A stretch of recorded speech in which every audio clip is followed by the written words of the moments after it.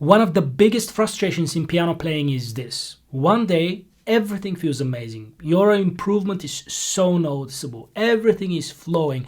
You're so inspired that you can't wait to get back to the piano the next day. Then you come back the next day to the piano, really pumped to progress again, and everything is gone. You feel stiff, uncomfortable, and sloppy. You can't even reach the tempo that felt easy yesterday. Now, your initial instinct is to push harder and harder. Mine was too, until I realized that pushing harder actually makes everything worse. So I developed a very simple practice system that helps you deal with this. A system that helps you approach the piano in a much more flexible way, so you play with more relaxation, more control, and ultimately much more speed. And by the end of this video, you'll know exactly how to practice, exactly how I practice when everything feels off, so you can get yourself back to those motivating days much faster. Before we continue with the video, you might really enjoy checking out our course, The Mistake-Proof Pianist. A lot of what I personally do in my everyday practice is what's inside the course.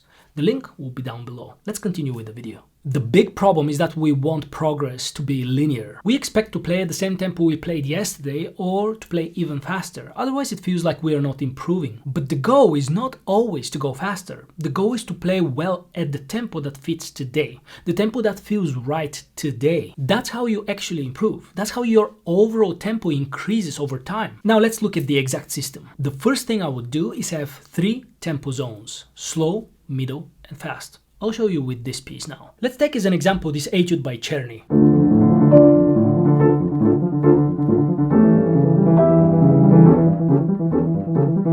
Let's say that this is my fast tempo, but I also have a clear slow tempo.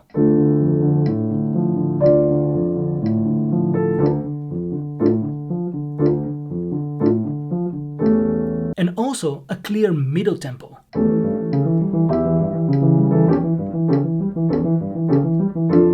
I would really recommend writing these down. They become your anchor, something you can rely on when you start doubting or when things don't feel right. Now, what I do is I always start with a slow tempo. And here's why. You will check several things here. Tension, how your body feels, accuracy, control, your focus. You already start getting a lot of important information here. Then move to your middle tempo. I would say try it first without a metronome.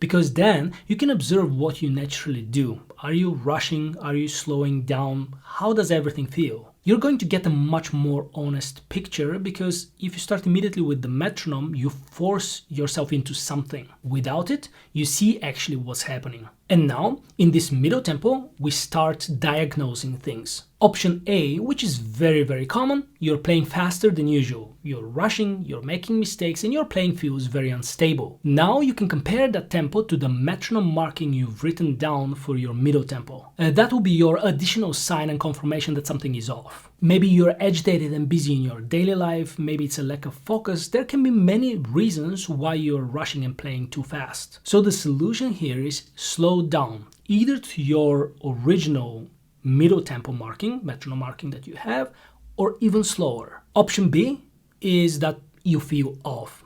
Everything about your playing feels somehow off. You're playing around your usual tempo, but even then, you're sloppy, you're making mistakes, and just everything feels very unpleasant and very badly done. I hate this the most because it's the most confronting one. We're playing at our usual tempo, what we're used to, and yet everything is going badly. Again, the solution is you have to slow down. In this case, even slower than your usual middle tempo. If you think about it, it's really simple, isn't it?